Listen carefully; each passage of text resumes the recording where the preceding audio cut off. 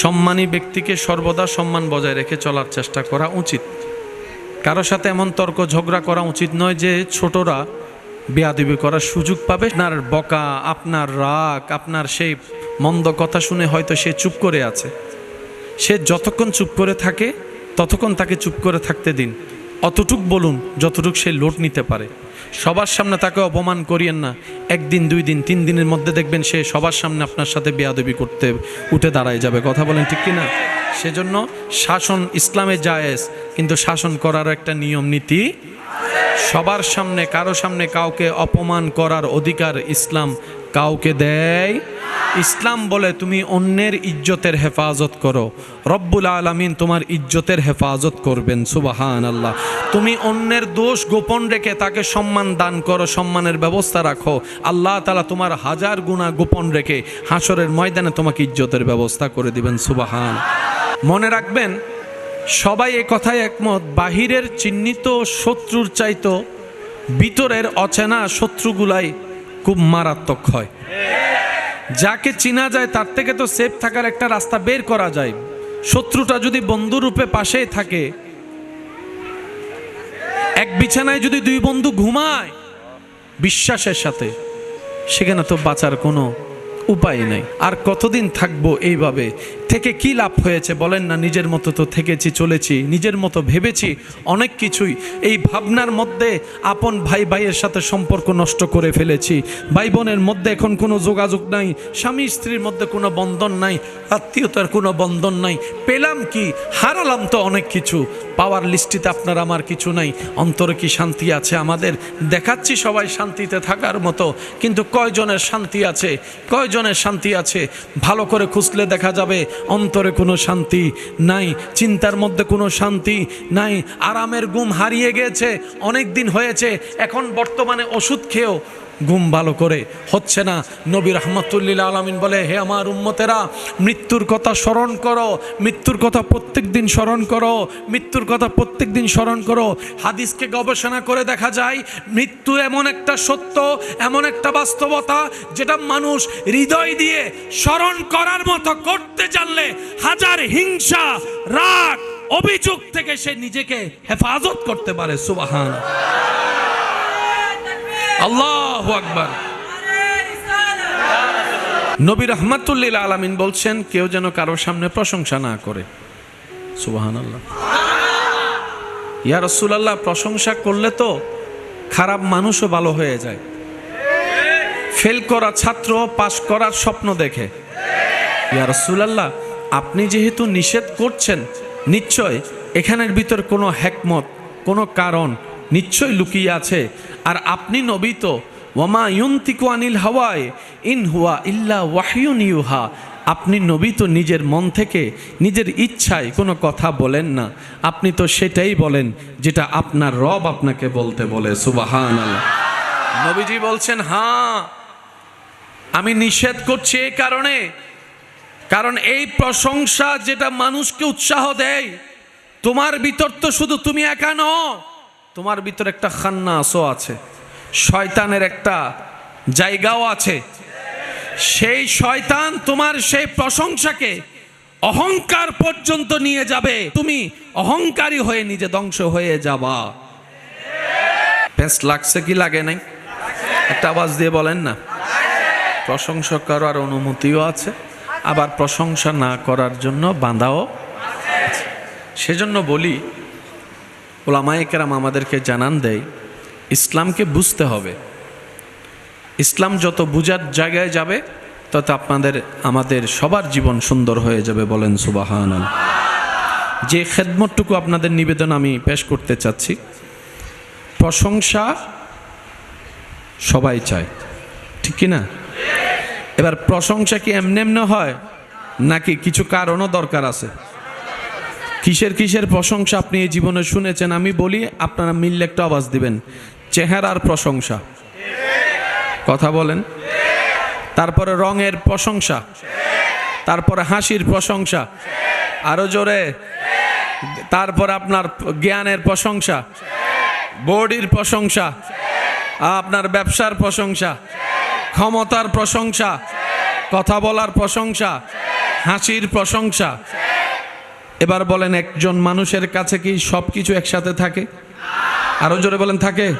কারো চেহারা সুন্দর তো চরিত্র সুন্দর নাই? একটাও জোরে বলেন না।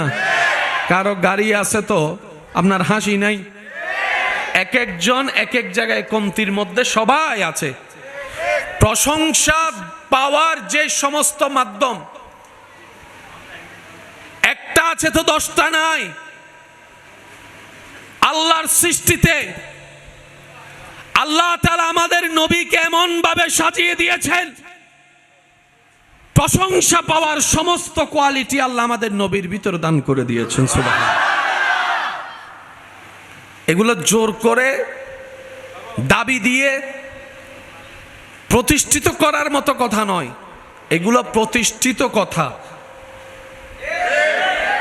একটু বুঝবেন জিনিসটা। এটা জোর করে আমরা দাবি করে যে প্রতিষ্ঠিত করছি বিষয়টা তা নয়। এটা প্রতিষ্ঠিত হয়ে আসা কথা আমরা প্রচার করছি, আমরা আওয়াজ করে বলছি।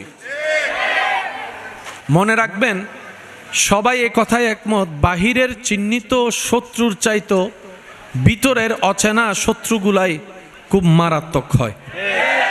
যাকে চিনা যায় তার থেকে তো সেফ থাকার একটা রাস্তা বের করা যায়। শত্রুটা যদি বন্ধুরূপে পাশেই থাকে,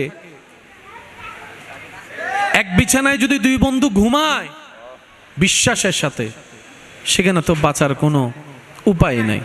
সেজন্য মুসলমানদের যদি আসবাবপত্র জিনিস হারিয়ে যায়, মুসলমানরা বলে সবর করলাম, ইন্না লিল্লাহ, সবর করলাম।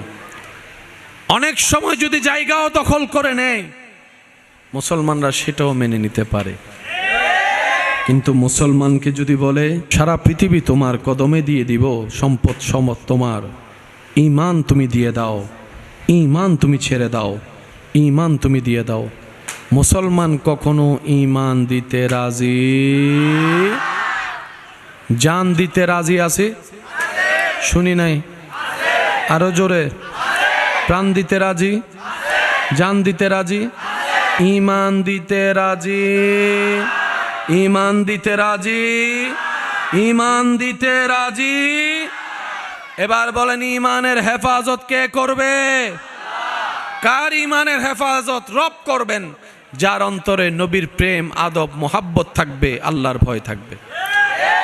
নবী রাহমাতুল লিল আলামিনের উম্মত হওয়া যে কত বড় সৌভাগ্যের ব্যাপার। বিশ্বাস করেন, এই হক, এই সত্যতা সত্যিকার জানতে পারবেন যেদিন আপনার আমার চিরতরে চোখটা বন্ধ হবে। কবরে গিয়ে যখন চোখ খুলব, তখন বুঝতে পারবো আল্লাহ তাআলা আপনাকে আমাকে কত দামি স্থানে রেখেছেন। সুবহান। এর আগ পর্যন্ত কামা হাক্কুহু পরিপূর্ণভাবে আপনার আমার উপলব্ধি হওয়ার কোনো সুযোগ। আল্লাহ নবী রাহমাতুল লিল আলামিনকে এমনভাবে সুন্দর বানিয়েছেন যে নবীকে যেভাবে দেখতো তার কাছে সেভাবেই সুন্দর লাগতো। আমি শুনি না, আরো জোরে বলেন। আমাদের নবীকে যেই যার যেমন পছন্দ, যার অন্তরে যেমন দেখতে পছন্দ, সে যখন নবীর দিকে ওভাবে তাকাতো, তার অন্তরে তার চাওয়া মতো আশা পূরণ হওয়ার মতো নবীকে দেখতে পেত। বলেন সুবহান। নবীকে যারা দূর থেকে দেখেছে তারা বলে আমাদের নবীর কোনো তুলনা নাই। যারা কাছ থেকে দেখেছে তারাও বলে আমাদের নবীর কোনো তুলনা নাই। যারা বারবার দেখেছে তারাও বলে নবীর কোনো তুলনা নাই। পৃথিবীর মানুষ কতজন তো কত কিছুই স্বপ্ন দেখে, কত কিছুই তো স্বপ্ন দেখে, কত রকমের কিছুই তো স্বপ্ন দেখে। এখনো পর্যন্ত কখনো শুনি নাই কাউকে বলতে আমি ঘুমের ভিতরে আমেরিকা তো যেতে পারবো না, আমেরিকা একটু স্বপ্ন দেখতে চাই, ওয়াশিংটন একটু স্বপ্ন দেখতে চাই। কারো মুখে শোনা হয়নি, কিন্তু আশেকদের মুখে শোনা হয়েছে। আল্লাহ একটু দয়া করো, নবীকে যেন একবার স্বপ্ন দেখতে পারি। মদিনা যদি যেতেও না পারি, মদিনা যেন একবার স্বপ্নে দেখতে পারি, মদিনা যেন একবার স্বপ্ন দেখতে পারি। নবী রাহমাতুল্লিল আলামিন বলে, মান রাআনি ফিল মানাম, যে উম্মত আমাকে স্বপ্নের মধ্যে দেখলো সে সত্যিই আমাকে দেখলো, সে সত্যিই আমাকে দেখলো, সে সত্যিই আমাকে দেখলো। আশেকদের হৃদয়ের চাওয়া, আল্লাহ জীবনে একবার হলো তোমার নবীকে যেন স্বপ্নে দেখতে পারি, সে তৌফিক দান করো। আর যদি সেটা আমার নসিবে না থাকে, অন্তত দুনিয়ার থেকে চিরবিদায় বেলায় যেন মরণের মুহূর্তে তোমার নবীকে দেখতে পারি, সে তৌফিক দান করো। সুবহান আল্লাহু আকবার।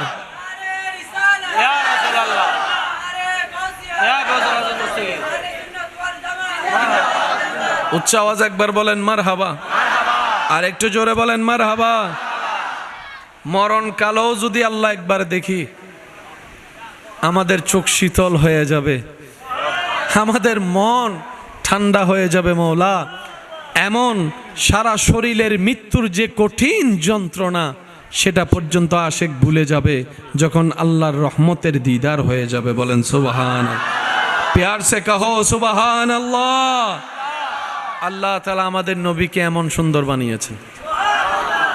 আমাদের নবীর আওয়াজ মোবারক, কথা বলার আওয়াজ মোবারক, একটু খেয়াল করবেন।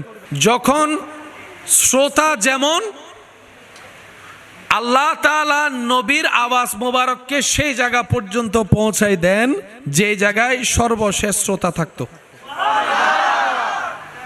মানুষ যদি বেশি হয়, আমাদের আওয়াজটা সেইভাবে বড় করতে হয়। যদি মানুষটা কাছের হয়, আওয়াজটা সেভাবে বলতে হয়। কথার যদি গোপনীয়তা আর একটু বাড়ি হয়, তাহলে ফিস ফিস করে বলতে হয়। যদি গোপনীয়তা আরো বেশি বাড়ি হয়, তাহলে একটু ইশারায় ইশারায় বলতে হয়।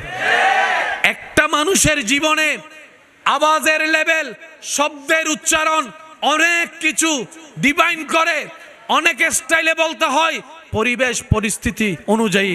এখন আমার আওয়াজ এই জায়গায় মাইক থাকার পরও, সাউন্ড থাকার পরও এই লেভেলে যাচ্ছে কেন? আপনাদের দেখার কারণে। আমার চোখ বিবেক বলছে শ্রোতার মাথা ওই জায়গায়, আওয়াজটা তো পৌঁছাতে হবে। আল্লাহ তাআলা নবীজির আওয়াজ মোবারকে এমন শান দান করেছেন, আমাদের নবী যখনই যেভাবে কথা বলতেন, সামনের জন যেভাবে স্পষ্ট শুনত, আল্লাহর রহমতে একদম পিছন সারিতে বসা সেই সাহাবাও একই আওয়াজ একই স্পষ্টভাবে শুনত। সুবহান। একটু খেয়াল করবেন, কারো আওয়াজ মিষ্টি, কারো আওয়াজ বাড়ি, কারো আওয়াজ কর্কশ, কারো আওয়াজ মোটা, কারো আওয়াজ চিকন। এইরকম থাকার পরও অনেকের কথা শুনতে ভালো লাগে, কিন্তু নবীজির রহমাতুল্লিল আলামিনের আওয়াজ মোবারক না বেশি মোটা, না বেশি চিকন, না বেশি ভারী, না বেশি হালকা। যার কান যেমন শুনতে পছন্দ করত, নবী কথা বললেই আওয়াজ মোবারকগুলা তার কানে গিয়ে ওইভাবেই প্রেজেন্ট হয়ে যেত। আর একটু মহব্বতের আওয়াজে বলি সুবহান। নবীজির শারীরিক গঠন মোবারক, না অতি লম্বা, না অতি খাটো, না অতি স্বাস্থ্যবান, না অতি চিকন, না না, নবীজির দেহ মোবারককে আল্লাহ তাআলা এমন গঠন দান করেছেন, যার চোখ যেমন দেখতে গঠন পছন্দ করত, নবী সামনে আসলে তার নবীকে দেখতে সেরকম মনে হতো। সুবহান আল্লাহু আকবার। আমাদের নবীর কোনো তুলনা, আমাদের নবীর কোনো দিকের সাথে কোনো তুলনা, কারণ বানানেওয়ালা তো তুলনা দেওয়ার মতো দ্বিতীয় কাউকে বানাই নাই। বানানেওয়ালা বানালেন আমরা খুঁজে পাইতাম, উনি তো বানাই নাই। ওই আদালতের ভাষা একটা কথা আছে, কাউরে যদি দেয়, কি দেয়, কিংবা যাবজ্জীবন কারাদণ্ড দেয়, যেদিন রায় হয় ওই দিন সাইন করার পরে কলমের নিপ, বলেন না নিপ কি করে, তো এই কলমটা তো পরবর্তী আরেকটার দরকার, বলে যে না এটা ভেঙে দিতে হবে, তার মানে রায় শেষ। রায় বলেন না, রায় রায়। আল্লাহ তাআলা সমস্ত নবীকে বানালেন, আমাদের নবীকে বানানোর পরে ওই নবী বানানোর, ওই সুন্দর বানানোর কলমটাই আল্লাহ ভেঙে দিয়েছে। কথা কি বোঝা যাচ্ছে? বলেন না, কথা বোঝা যাচ্ছে? আচ্ছা, কালকে কি হবে কেউ জানি? একটা আওয়াজ দেন না, জানি। কালকে বৃষ্টি হতেও পারে, কালকে আমরা বাঁচতেও পারি। কিছু বিষয় আমাদের ধারণা নাই, কিন্তু বুকের হাত রেখে মুসলিম উম্মাহ বলতে পারবে কিয়ামতের 1 সেকেন্ড আগ পর্যন্ত এই মাটির উপরে, আসমানের নিচে আর কোন নবী আসবে না, আর কোন রাসূল আসবে না, আর কোন কিতাব আসবে না, আর কোন নতুন হুকুম আসবে না। আমাদের নবীর মতো চেহারাওয়ালা দ্বিতীয় কেউ আসবে না। আমাদের নবীর আওয়াজ মোবারকের মতো এরকম মিষ্টি আওয়াজ আর আসবে না। আমাদের নবীর চরিত্রের মতো তো সুন্দর চরিত্র বলা আর কেউ আসবে না। কিছু বিষয় আমরা বলতে জানি না, পারি না, কিন্তু কিছু বিষয় আমরা বুকের মধ্যে হাত রেখে বলতে পারি যে আমাদের নবীর মতো কেউ আসবে। আল্লাহ তাআলা আমাদেরকে কি দয়া করেছেন দেখেন, সেই নবীর উম্মতের খাতায় আপনার আমার নাম আল্লাহ তাআলা লিখে দিয়েছেন।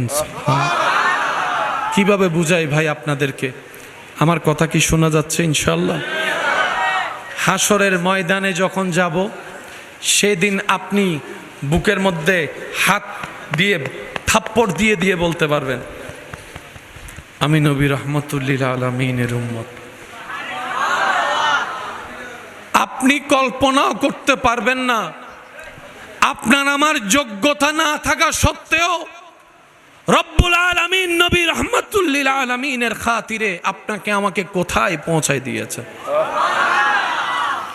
আপনি যখন আজকে এই জমিনে সিজদা দিচ্ছেন, যে কপালটা দেখছে সবাই মাটিতে লাগছে, নাকটা মাটি ছুঁয়ে যাচ্ছে, হাতটা মাটিতে লাগছে, নবী রাহমাতুল লিল আলামিনের উম্মত হওয়ার সুবাদে আল্লাহ তাআলা আপনাকে আমাকে এমন দয়া করেছেন, আপনি সিজদায় গিয়ে কপাল লাগাচ্ছেন মাটিতে, সবাই দেখছে।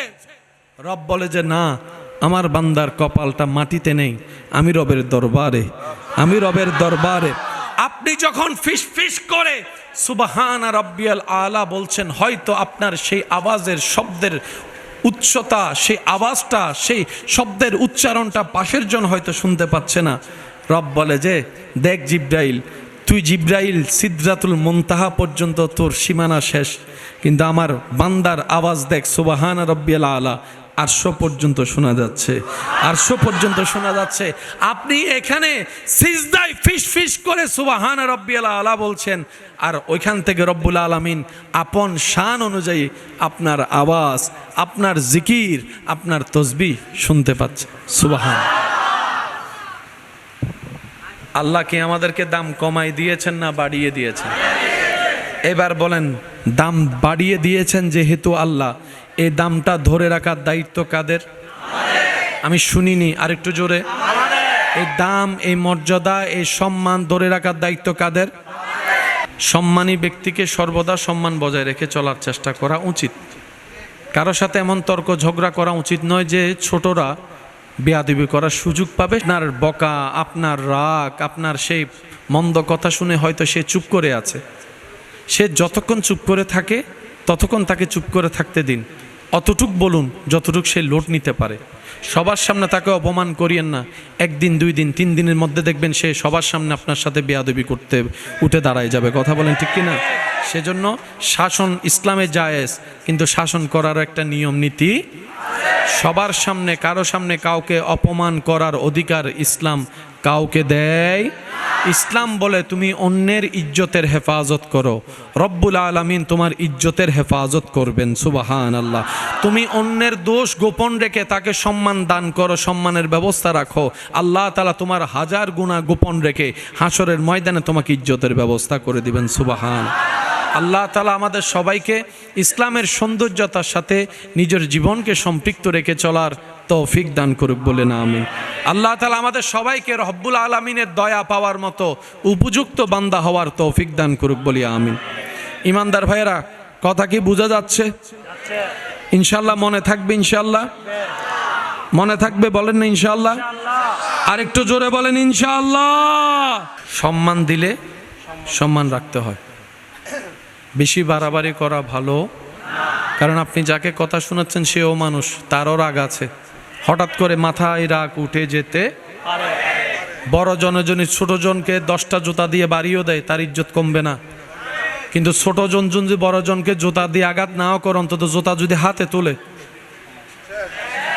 বলেন না বলেন না? তো শয়তান তো সবসময় লেগে থাকে যাতে এরকম বিশৃঙ্খলা যেন পৃথিবীতে হয়, মানুষ যেন বিশৃঙ্খলা করে, আল্লাহরও প্রিয় হয়, এটা শয়তানের সবসময় চাওয়া। সেজন্য বড়দেরও উচিত ছোটদের বিষয়টা মাথায় রাখা, ছোটদেরও উচিত বড়দের বিষয়টা মাথায় রাখা। এক কথায় আল মুসলিমু আখুল মুসলিম, এক মুসলমান অপর মুসলমানের ভাই। চেহারার পরিচয়ের দরকার নাই, রক্তের সম্পর্কের দরকার নাই, নাই কোনো সম্পর্ক নাই। হতে পারে আমি চিনি না, রাস্তায় হাজার মানুষ, কাকে কে চিনবে, এটাই তো বাস্তবতা। কিন্তু না রে ভাই না, আপনার আমার সম্পর্ক অবশ্যই আছে, আপনার আমার আত্মীয়তার সম্পর্ক অবশ্যই আছে। আমার ভাই প্রশ্ন করে, ভাইয়া কিভাবে সে সম্পর্ক? আমি বললাম, আপনার বাবাও আদম, আমার বাবাও আদম, আপনার মাও হাওয়া, আমার মাও হাওয়া, আমরা সবাই আদম এবং হাওয়ার সন্তান। সুবহান আল্লাহ। সেই পরিবেশে, সেই পরিস্থিতিকে, সেই আপনার পরিচয়কে আরো মজবুত করে দিয়েছেন। আপনিও রবের বান্দা, আমিও রবের বান্দা, আপনিও নবী রাহমাতুল লিল আলামিনের উম্মত, আমিও নবী রাহমাতুল লিল আলামিনের উম্মত। এর চাইতে বড় পরিচয়ের আর কোনো দরকার বলেন না আছে? জোরে বলেন আছে? এই যে রমজান মাস যখন আসে, এমনি কেউ কাউরে খাওয়ায়, পরিচিতরা অনেক সময় খাওয়াইতে দেখা যায়, কিন্তু রমজান মাস আসলে দেখবেন আমার ভাইয়েরা যখন ইফতারি নিয়ে বসে থাকে আল্লাহর হুকুমের অপেক্ষায়, পথচারী রাস্তা দিয়ে যাচ্ছে, ডেকে বসাই দে, ভাই আসেন, সম্পর্ক কিছুই নেই, ডেকে বসাই দিচ্ছে, আপন থালায় ভাগ করে খাচ্ছে, 3 জনের ইফতারি 5 জনে মিলে খাচ্ছে। এই সম্পর্ক কিসের? এটা হচ্ছে ঈমানের সম্পর্ক। সুবহান। পৃথিবীর সবচাইতে বড় সত্য, পৃথিবীর সবচাইতে বড় বাস্তবতার একটি বাস্তবতার নাম হচ্ছে মৃত্যু, মৌত। কুল্লু নফসিন যায়িকাতুল মৌত। উলামায়ে কেরামের দোয়া নিয়ে আপনাদের খেদমতে আজকে একটু গভীরে যাওয়ার চেষ্টা করব, যদি রব আমাকে দয়া করেন। আয়াত শরীফ সবারই জানা, আওয়াজ দিয়ে একটু বলেন বিসমিল্লাহির রহমানির রহিম। কুল্লু নফসিন, একদম পিছন পর্যন্ত যেন শুনতে পাই, একটু আওয়াজ দিয়ে বলেন কুল্লু নফসিন। এটা কি আমার জন্য, আপনার জন্য না? সবার জন্য। এখান থেকে আপনি আমি বাঁচতে পারবো? বলেন না ভাইয়া। আমাদের মতো গরিবরা বাঁচতে পারবে? বড় লোকরা বাঁচতে পারবে? নেতা এমপি বাঁচতে পারবে? টাকাওয়ালা বাঁচতে পারবে? এমনকি ফেরেশতা জিব্রাইল বাঁচতে পারবে? যে আজরাইল এই ডিউটি করে,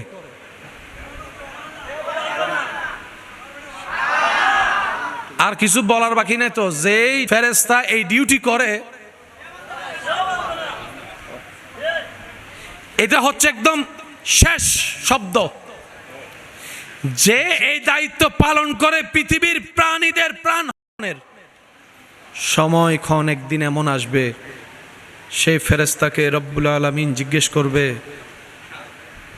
মালাকুল মউত। ফেরেশতা বলবে, ইয়া রাব্বাল আলামিন, কেউ কি বাকি আছে?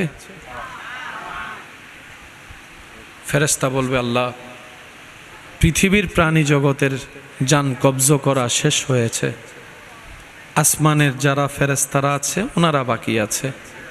রব্বুল আলামিন বলবেন, কাজ শেষ করো। উনি ফেরেশতাদের জান কবজ করবেন। রব্বুল আলামিন জিজ্ঞেস করবে, আর কি কেউ বাকি আছে? মালাকুল মউত বলবে, আল্লাহ, জিব্রাইল বাকি আছে, ইসরাফিল বাকি আছে, মিকাইল বাকি আছে, আমি বাকি আছি। আরশ বহনকারী ফেরেশতারা বাকি আছে। রব বলবে যে কেন বাকি থাকবে, কুল্লুমান আলাইহা ফান, তাদেরটাও কবজ করো। সবারটা কবজ করার পরে রব্বুল আলামিন বলবে মালাকুল মউত, আর কি কেউ বাকি আছে? ফেরেশতা বলবে আল্লাহ তুমি আর আমি ছাড়া আর কেউ নাই। রব্বুল আলামিন বলবে আনা হাইয়ুল কাইয়ুম, এই সাবজেক্টে তো আমি নেই, তো বাকি আছো সৃষ্টিতে তুমি, আমি তো স্রষ্টা। আল্লাহ এখন কি করব? ফেরেশতার প্রশ্ন। রব্বুল আলামিন বলবেন এখন কি করবা মানে এতদিন যা করে এসেছো তুমি তা করো। তুমি কি শুনোনি আমি রবের বাণী, কুল্লু নাফসিন যায়িকাতুল মউত, প্রাণী যেই হবে মৃত্যুর স্বাদ গ্রহণ করতে হবে, তুমি কি শুনোনি? সুতরাং সেই কাজ পালন করো। এতদিন অন্যদের প্রাণ হরণ করেছো, অন্যদের তুমি করেছো, আজকে আমি রব হুকুম দিলাম তোমারটা তুমি করো, তোমারটা তুমি করো। সুবহানাল্লাহ, তোমার প্রাণ তুমি হরণ করো। তখন আল্লাহ পাকের নির্দেশে মালাকুল মউত নিজের প্রাণ নিজে বের করার জন্য প্রস্তুতি গ্রহণ করবে। তখন মালাকুল মউত বলবে প্রাণ বের করা যদি এত কষ্টের আমি অনুভবটা আগেই করতে পারতাম, তাহলে সৃষ্টিকে কষ্টটা একটু কম দিতাম, যন্ত্রণাটা একটু কম দেওয়ার চেষ্টা আমি করতাম।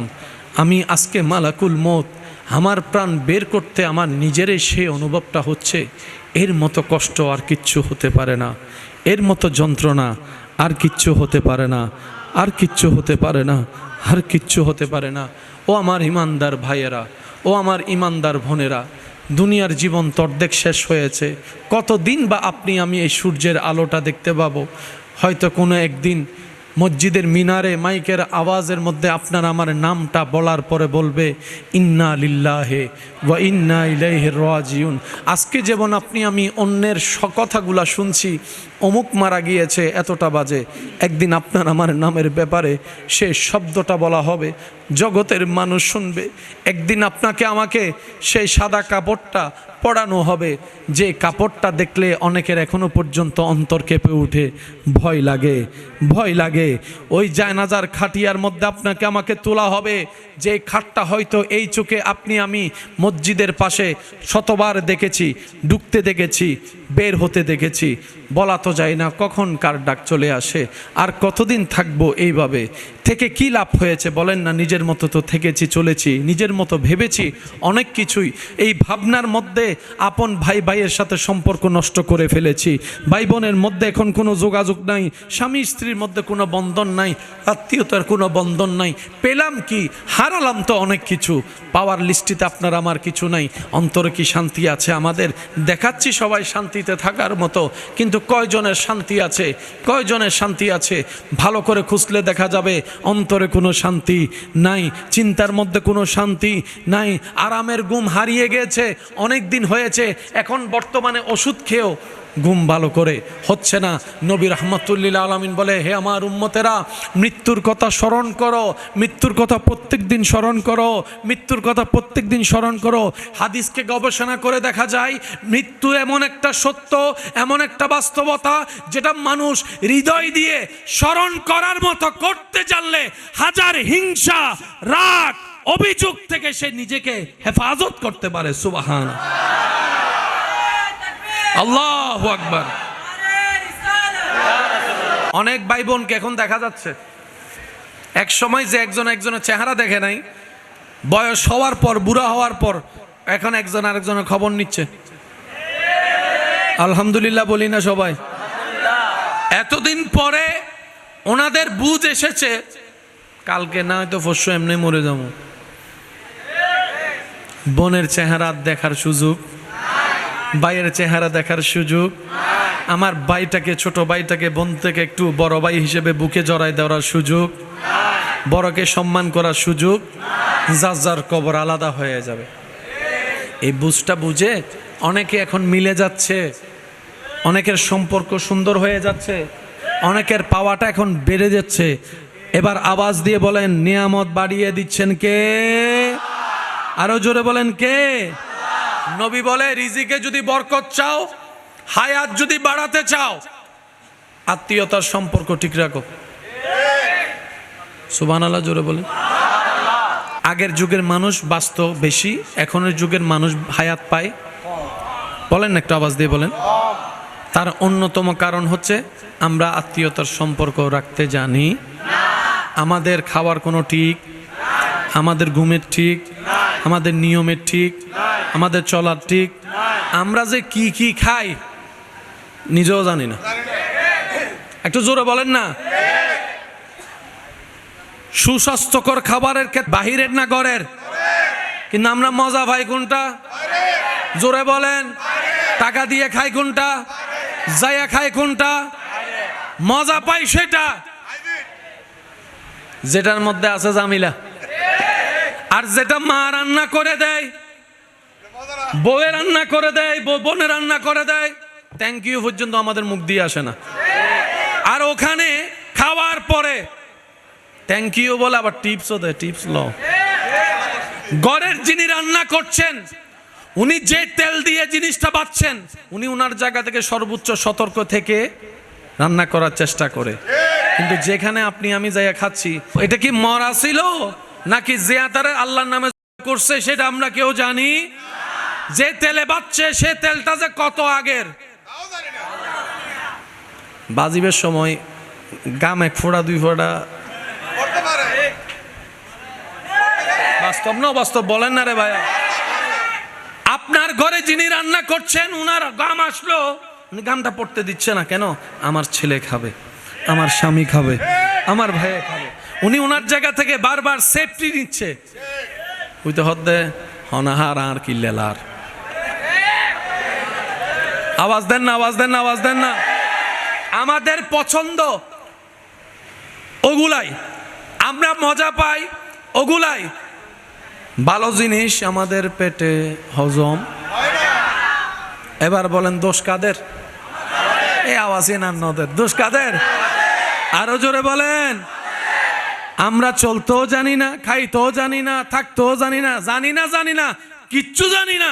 কিন্তু কেমনে ফিন মারতে হয় সেটা ভালো করে জানি, কেমনে বিয়ে ভাঙতে হয় সেটা ভালো করে জানি, কেমনে বন্ধুত্ব ছুড়াইতে হয় সেটা ভালো করে জানি, কিভাবে মানুষকে কষ্ট দিতে হয় সেটা ভালো করে জানি, কিভাবে মানুষের অন্তরে আঘাত দিতে হয় সেটা ভালো করে জানি, কিভাবে সম্পর্ক ছিন্ন করতে হয় সেটা ভালো করে জানি, কিভাবে অপমান করতে হয় সেটা ভালো করে জানি, কিভাবে মানুষের মুখ থেকে হাসি ছিনিয়ে নিয়ে কান্নার জগতে তাকে পাঠিয়ে দিতে হয় সেটা আপনি আমি ভালো করে জানি। কথা বলেন ঠিক কিনা? সেজন্য আমাদের দিয়ে ভালো কিছু হয় না। কি অদ্ভুত আমরা জানেন, মার্কেটের জগতে খরচ করতে গেলে 10,000, 20,000, 30,000 টাকা, এটা কেমন যেন গায়েও লাগে না। কিন্তু আল্লাহ রাস্তায় যদি কোন একটা 10 টাকা, 20 টাকা, 100 টাকা, এটা কেমন যেন একটা অনেক বড় লাগে। কোন নিজের পছন্দের মার্কেটের বাহিরের কাজে ঘন্টা 2 ঘন্টা 3 ঘন্টা 4 ঘন্টা হলেও জানা অনেক তাড়াতাড়ি চলে আসছি। আর মসজিদে যদি ইমাম সাহেব একটু 5 মিনিট লেট করে, জুমার দিন দেখবেন অনেকেই এইভাবে চায়, অনেকে এইভাবে চায়, অনেকে আবার অনেকে হ্যাঁ, কি দুর্ভাগ্য আমাদের, যিনি সময় দিয়েছেন আমাদের জন্য, ওনাকে সময় দিতে আমরা সময় কি বিবেচনা করছি? আমাদের দুর্ভাগ্য কোন জায়গায় গিয়ে পৌঁছাচ্ছে, যিনি সময় দাতা ওনার জন্য সময় হিসাব করে দিচ্ছি। আল্লাহ তাআলা আমাদেরকে একটু বুঝে চলার তৌফিক দান করুক, নিজের ভালো বুঝার তৌফিক দান করুক, নিজের পরকালকে সাজিয়ে দুনিয়াকে ইজ্জতওয়ালা বানানোর তৌফিক দান করুক, নিজের হৃদয়ের মধ্যে শান্তি আনার মতো আল্লাহ তাআলা আপনাকে আমাকে পরিশ্রম করার তৌফিক দান করুক। চিৎকার দিয়ে বলেন আমিন। আজরাইল নিজের জান নিজে কবজা করে ফেলবে। এখন আর কেউ, একটা আওয়াজ দিতে হবে, শেষ ভালো যার সব ভালো তার। এখন আর কেউ, ডানে বামে উপরে নিচে আল্লাহ ছাড়া আর কেউ। এবার রব্বুল আলামিন ডাক দিবে, পৃথিবীর বাদশারা কোথায়? সুবহানাল্লাহ বলি। কুল্লু মান আলাইহা ফান, সব শেষ, সব শেষ, সব শেষ। কই পৃথিবীর বাচ্চারা যাদের অহংকারে পা মাটিতে পড়ে নাই, যাদের অহংকারে পা মাটিতে পড়ে নাই, কই তোমরা? যারা পোশাকের বাহাদুরি নিয়ে গরিবদেরকে পাশে বসতে দাও নাই, কোথায় তোমরা? যাদের আওয়াজটা ছিল অহংকারের সর্বোচ্চ লেভেলে, কোথায় তোমরা? যাদের টাকার গরমে আপন আত্মীয় গরিবদেরকে চিনো নাই, কোথায় তোমরা? এই পৃথিবীর দাম্ভিক কোয়ালা কোথায়? অহংকারীরা কোথায়? প্রভাবশালীরা কোথায়? দেখো দেখো দেখো, আজকে আমি আল্লাহ ছাড়া কিচ্ছু নাই, কেউ নাই, কেউ নাই, কেউ নাই। রব্বুল আলামিন বলবেন আনাল মালিক, আজকে আমি মালিক। আমি শুনি না, আরো জোরে বলেন। আজকে কোনো মালিক নাই, আজকে আসল মালিক আনাল মালিক, আনাল মালিক, আনাল মালিক। রব্বুল আলামিন কুদরতি শান অনুযায়ী আওয়াজ দিতে থাকবেন। সৃষ্টিতে কিচ্ছু, আল্লাহর যখন ইচ্ছা, যতদিন পর ইচ্ছা আল্লাহ তাআলা হাসর কায়েম করার ইচ্ছা করবেন। সুবহানাল্লাহ, একটু আওয়াজ দিয়ে বলেন সুবহানাল্লাহ, আল্লাহু আকবার। আমি চাইবো আপনারা দিলের কানটা দিয়ে একটু শ্রবণ করার চেষ্টা করবেন। একটু একটু শেষ ভালো যার, বলেন না শেষ ভালো যার। আল্লাহ তাআলা আপন কুদরতি নিয়ম অনুযায়ী ইসরাফিল ফেরেশতাকে বানাবেন, নতুনভাবে জান দিবেন, প্রাণ দিবেন, যাকে যাকে ইচ্ছা দিবেন। এবার হাসর কায়েম হয়ে যাবে। বিচারক আছে না নাই? এবার আমাদের মতো আসামিরও দরকার, আবার আসামি গার্ড দেওয়ার জন্য সিকিউরিটি পুলিশের ফেরেশতার দরকার। এবার আল্লাহ তাআলা শান অনুযায়ী সবাইকে তোলার জন্য ব্যবস্থা নেবেন। আল্লাহ জিব্রাইলকে বলবে, জিব্রাইল, হাসরের ময়দান হিসাব নিকাশের সময় শুরু হবে। ইয়া রব, এখন আমার করণীয়?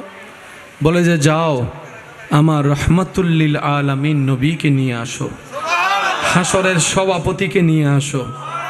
শুনি নাই, আরো জোরে বলেন না।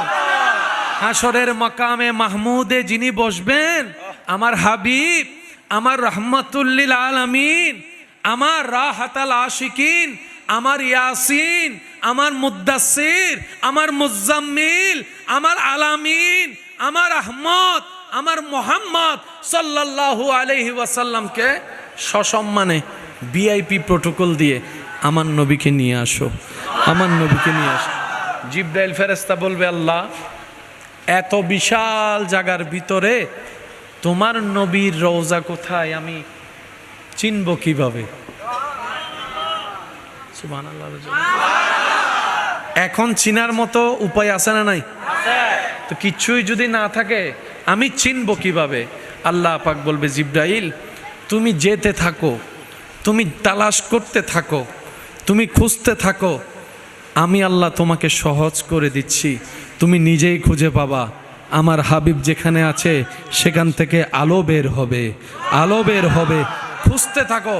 এবার জিব্রাইল যাবে সেই আল্লাহর দিক নির্দেশানো পথের মধ্যে, জায়গার মধ্যে গিয়ে জিব্রাইল দাঁড়ায় প্রথমে নবীজির রওজা পাকের সামনে দাঁড়ায় বলবে, আসসালাতু ওয়াসসালামু আলাইকা সাইয়্যিদি ইয়া রাসূলুল্লাহ। আওয়াজ দিয়ে বলেন, আসসালাতু ওয়াসসালামু আলাইকা সাইয়্যিদি ইয়া রাসূলুল্লাহ, আসসালাতু ওয়াসসালামু আলাইকা সাইয়্যিদি ইয়া হাবিবাল্লাহ। জিব্রাইল যখন সালাম দিবেন, নবীজির রওজা মুবারকের পর্দা সরে যাবে। আপনার আমার নবী আল্লাহর হুকুমে রওজায়ে পাক থেকে সর্বপ্রথম হাসরে উঠবেন। আপনার আমার নবীর আগে হাসরে এখান থেকে আর কেউ উঠবে? সর্বপ্রথম আপনার নবী, আমার নবী, আমাদের নবী, উম্মতের দরদি নবী রওজা পাক থেকে উঠে জিব্রাইলের সালামের আওয়াজে যখন উঠবেন, আপনার নবী, আমার নবী, আমাদের নবী, আল্লাহু আকবার, আল্লাহু আকবার। কতটুক ভালোবাসে উম্মতকে। নবীজি সর্বপ্রথম জিব্রাইলকে প্রশ্ন করবে, ইয়া আখি জিব্রাইল, ও আমার ভাই জিব্রাইল, আইনা উম্মতি, আমার উম্মতগুলা কোথায়? আমার উম্মতগুলা কোথায়? আমার গুনাহগার উম্মতগুলা কোথায়? ও ভাই জিব্রাইল, আমি উঠার আগে কোনো আমার উম্মতকে হিসাব করে জাহান্নামে কি দিয়ে দেওয়া হয়েছে? আমার উম্মতগুলা কোথায়? আমার পাপী উম্মতগুলা কোথায়? আমার পাপী উম্মতগুলা কোথায়? জিব্রাইল বলবে, ইয়া রাসূলুল্লাহ, এখনো পর্যন্ত হিসাব নেওয়া শুরু হয় নাই, এখনো আমলনামার ধার খোলা হয় নাই, এখনো পর্যন্ত আল্লাহ বিচার কাজ শুরু হয় নাই। এই হাসরের ময়দানের আপনি হচ্ছেন চিফ গেস্ট, আপনি হচ্ছেন সভাপতি, প্রথমে আপনাকেই তোলা হয়েছে, আপনাকেই তোলা হয়েছে। ইয়া রাসূলুল্লাহ, এখনো পর্যন্ত কাউকে তোলা হয় নাই। হাসরের ময়দানে যিনি সর্বপ্রথম উঠে আপনার আমার কথা বলবেন, তিনি আপনার আমার নবী রাহমাতুল লিল আলামিন, যিনার সারাটা জীবন রাত কাটাইয়েছেন চোখের পানি ফেলে ফেলে আপনার আমার ক্ষমার জন্য, আপনার আমার পাপ মোচনের জন্য, আপনার আমার গুনাহ মাপ পাওয়ানোর জন্য যিনি সারাটা জীবন কেঁদেছেন, তিনি আপনার আমার নবী রাহমাতুল লিল আলামিন। সুবহান আল্লাহু আকবার।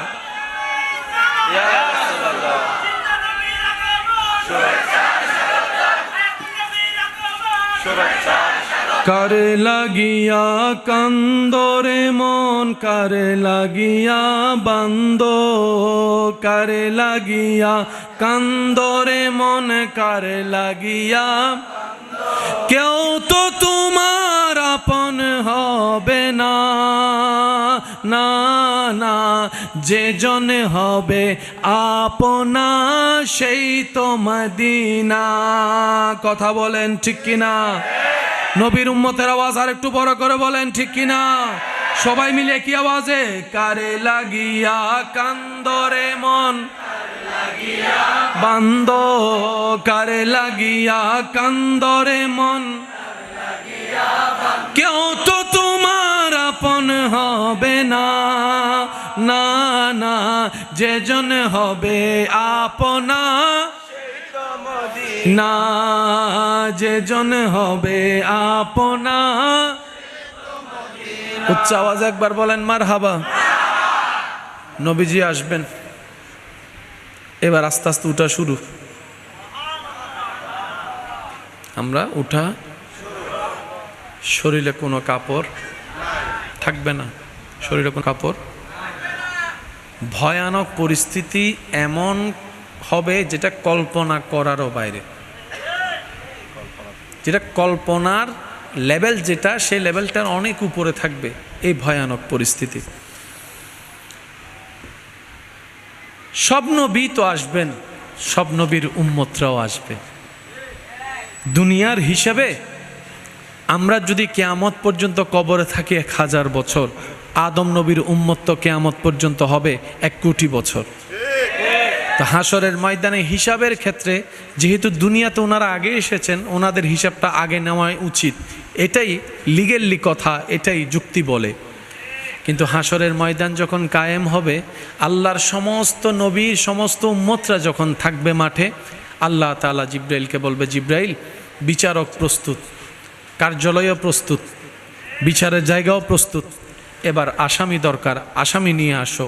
জিব্রাইল বলবে, আল্লাহ, আসামির তো অনেকগুলো গ্রুপ আছে, আদম নবীর লাইন আলাদা, মুসা নবীর লাইনটা আলাদা, ঈসা নবীর লাইনটা আলাদা, দাউদ নবীর লাইনটা আলাদা। আল্লাহ গো, তোমার হাবিবের নবী উম্মতের লাইনটা আলাদা, আল্লাহ কোন গ্রুপ থেকে আসামি আনবো? রব্বুল আলামিন বলবে, আমার হাবিবের উম্মত যেগুলো আছে তাদেরকে আগে নিয়ে আসো, তাদেরকে আগে নিয়ে আসো, তাদেরকে আগে নিয়ে আসো। হাসরের এই কঠিন পরিস্থিতিতে তারা সহ্য করতে পারছে না, বেশি কষ্ট হচ্ছে, তাদেরগুলো আগে নিয়ে আসো। আমার হাবিবের উম্মতগুলাকে আগে নিয়ে আসো। আদম নবীর উম্মত বলবে, জিব্রাইল, সারা জীবন শুনেছি first is first, last is last, বড় তো বড়ই হয়, ছোট তো ছোটই হয়, আমরা বড় উম্মতের ভিতরে, আমাদের হিসাবটা আগে শেষ করা হোক। কাকে নিয়ে যাচ্ছ? সে কে? জিব্রাইল বলবে, আজকে চুপ থাকো, আওয়াজ করিও না, যদিও সে সবার শেষে গিয়েছে, কিন্তু ও হচ্ছে ভিআইপি নবীর ভিআইপি উম্মত। আল্লাহু আকবার। আল্লাহ আল্লাহ। 2 পয়সার দাম আপনার আমার নাই, সেটা আপনিও স্বীকার করবেন, আমিও স্বীকার করি, মানি। সম্মান পাওয়ার বিন্দু পরিমাণ যোগ্যতা আমাদের কারো নাই, কিন্তু হাসরের ময়দানে আল্লাহ যে ইজ্জত সুযোগ দয়া আমাদেরকে দান করবেন শুধু একটা কারণ, গুনেহগারম সিয়াকারম ওয়ালাকিন বাদাস্তম হস্তে দামানে মুহাম্মদ, শুধু আমরা উম্মত হয়েছি নবী রাহমাতুল লিল আলামিনের, এই কারণেই আল্লাহ দামটা দিবেন, সম্মানটা দিবেন। না হলে যোগ্যতার গুণে আপনার আমার সম্মান পাওয়ার কোনো অধিকার সুযোগ। আল্লাহ আল্লাহ, একজন একজন আসবে, সুবহানাল্লাহ বলতে থাকে, একজন একজন আসবে। এখন আমরা চলেন একটা নিজের হিসাবটা নিজে করি। কারো সম্পর্কে কেউ পরিপূর্ণ আমরা কেউ জানি, কিন্তু নিজের সম্পর্ক তো ভালো করে জানি। জান্নাতে যেতে গেলে কি গুনাহ বেশি দরকার না সওয়াব? আপনার আমার এই জীবনে যার যার জানা মতে আমরা কি এ পর্যন্ত সওয়াব বেশি করছি না গুনাহ বেশি করছি? যার যেটা সত্য সেটা একটু আওয়াজ দিয়ে বলেন, গুনাহ বেশি করছি না সওয়াব বেশি করছি? ভালো বেশি করছি না খারাপ বেশি করছি? এবার আমার মতো যাদের গুনার পাল্লা ভারী বেশি মনে হয়, আমার মতো গুনাহগার যারা আছেন একটু হাত তুলেন তো দেখি। নেকির পাল্লা ভারী এমন কি কেউ আছে এখানে? আছে কেউ? সবার কি পাল্লা ভারী? এবার হাতটা নামান।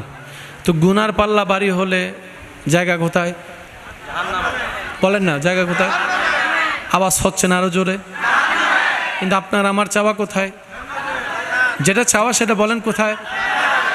কাজ করি জাহান্নামের, চাই আমরা জান্নাত। এত বড় সাহসটাও পাইছি, রবের দয়াও পাইছি শুধু নবীর উম্মত হওয়ার কারণে। নাহলে এই সাহস করারও কোনো সাহস আপনার আমার কর্ম আমাদের জাহান্নামী, দিলের চাওয়া আমাদের জান্নাতে ঘর পাওয়া। আমাদের কর্ম রক্ত পুঁছ মাখা, সেই রক্তের পানি জাহান্নামের পানি খাবার, কিন্তু স্বপ্ন দেখি হাউজে কাউসারের পানির। দোয়াতে বলি হাউজে কাউসারের পানির কথা, সুবহানাল্লাহ। আপনার আমার শরীরের পোশাক হবে জাহান্নামের আগুনের লোহার সেই টকবকে কঠিন পোশাক, কিন্তু আপনি আমি চোখ বন্ধ করলে স্বপ্ন দেখি একটা জান্নাতে বসে আছি, সেকেন্ডে সেকেন্ডে কাপড়ের কালার পাল্টাচ্ছে, কাপড়ের স্টাইল পাল্টাচ্ছে, কল্পনা করার আগেই জান্নাতি খাবার সামনে চলে আসছে। এই যে আপনি আমি এত গুনাহ করার পরও যে সাহসটা দেখাচ্ছি, আশা করছি এটা শুধু একমাত্র নবী রাহমাতুল লিল আলামিনের উম্মত হওয়ার সুবাদে কারণে। বলেন সুবহানাল্লাহ। এবার আওয়াজ দিয়ে বলেন, আমাদের কর্ম কি জান্নাতের দিকে না জাহান্নামের দিকে? আমরা আশা করি কি পাবো? বলেন, আমরা আশা করি কি পাবো? কর্ম বলে জাহান্নাম, আশা করি জান্নাত। ফেস লাগছে কি লাগে নাই? একটু বলেন না ভাইয়া, ভাইয়া একটু মনোযোগ দিবেন। আমরা বেশিরভাগ মানুষ জাহান্নামী, এটা আমরা জানি। আমাদের কর্ম যেটা বলে, আল্লাহ রসুল সিজদায় পড়বেন, আল্লাহ রসুল আল্লাহর দরবারে আল্লাহর হুকুমে সুপারিশ করতে থাকবেন।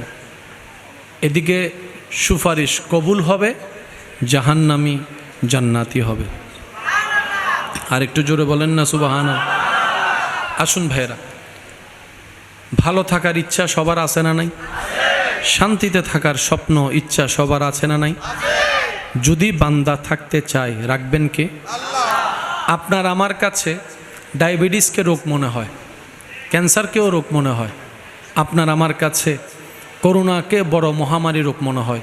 কিন্তু মনে রাখবেন, এগুলার চাইতে বড় মারাত্মক মহামারী রোগের নাম হচ্ছে হিংসা, অহংকার, লোভ, আমিত্ব, বিদ্বেষ, অন্যের ক্ষতি করা, রাগ, অভিমান। শরীরের রোগ শরীরকে ধ্বংস করে দেয়, আর এই সমস্ত রোগগুলা নিজেকেও ধ্বংস করে, পরিবারকেও ধ্বংস করে, সমাজকেও ধ্বংস করে, দেশকেও ধ্বংস করে দেয়। ওই রোগের আগুন ভিতরে জ্বলে, আর এই হিংসার আগুন বাহিরে জ্বলে। শরীরের রোগ ডায়াবেটিস হতে পারে, রুহের রোগ হচ্ছে হিংসা, অহংকার, লোভ, আমিত্ব। আমাদের আপনাদের অনেকগুলা নেক আমল পরকালের পাথিও আমরা নষ্ট করে ফেলি নিজেই, গীবত করে, হিংসা করে, অহংকার করে, অন্যের ক্ষতি করে। আল্লাহ তাআলা আমাদের সবাইকে এই মহামারী রুহানি রোগ থেকে হেফাজত করুক। শয়তানের প্ররোচনা থেকে নিজেকে হেফাজত রাখার জন্য, শয়তানের সাথে যুদ্ধ করে টিকে থাকার জন্য আল্লাহ তাআলা আপনাকে আমাকে সে তৌফিক দান করুক। নবী রাহমাতুল লিল আলামিনের ওয়াফাদার প্রিয় উম্মত, রব্বুল আলামিনের ওয়াফাদার প্রিয় বান্দা হয়ে ঈমানের সাথে, ইজ্জতের সাথে, হাসি মুখে কালিমা পড়ে ঈমান নিয়ে মৃত্যুবরণ করে কবরে যাওয়ার, হাসরের ময়দানে রবের সামনে দাঁড়ানোর রব্বুল আলামিন আমাদের সবাইকে তৌফিক দান করুক বলি আমিন। ওয়া আখির দাওয়ানা আনিল হামদুলিল্লাহি রাব্বিল আলামিন। আসসালামু আলাইকুম ওয়া রাহমাতুল্লাহি তাআলা ওয়া বারাকাতুহু।